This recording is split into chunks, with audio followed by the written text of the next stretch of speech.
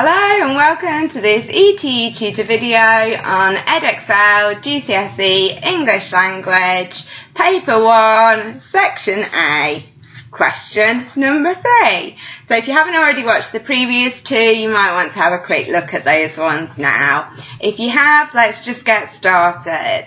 So question 3, we can see that we're looking at paragraph 5.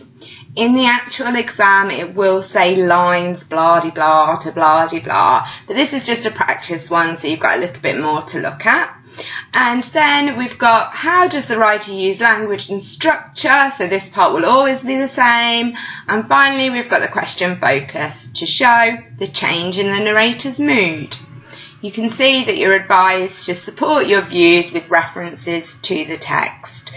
Now, because this is a language question, I would suggest that those references are going to need to be quotations, so you can really zoom in and analyse those particular words, obvious structural part, the punctuation that's used in sentences, and so on.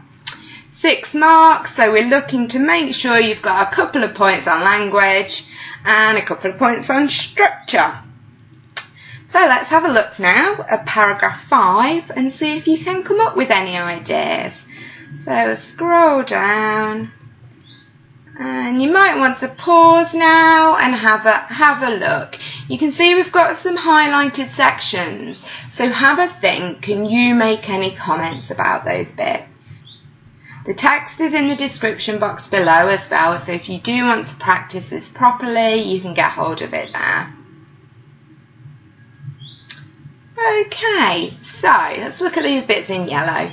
We can see we've got two very different types of sentences.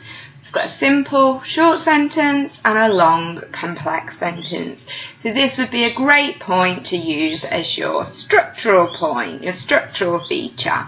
So we can see that at the beginning we've got this statement from our first person narrator, I passed the night wretchedly. So it's quite straightforward at this point. Although the night's been wretched, there's a clear idea of communication.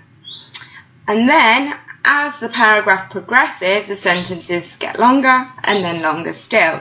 So this could reflect the change in his mood, that he's becoming more erratic, possibly the tiredness is really setting in at this point, and that is being reflected by the fact that we've gone from a simple statement to a long exclamation. So again, showing that emotions are raised. Okay, so hopefully that one's helped.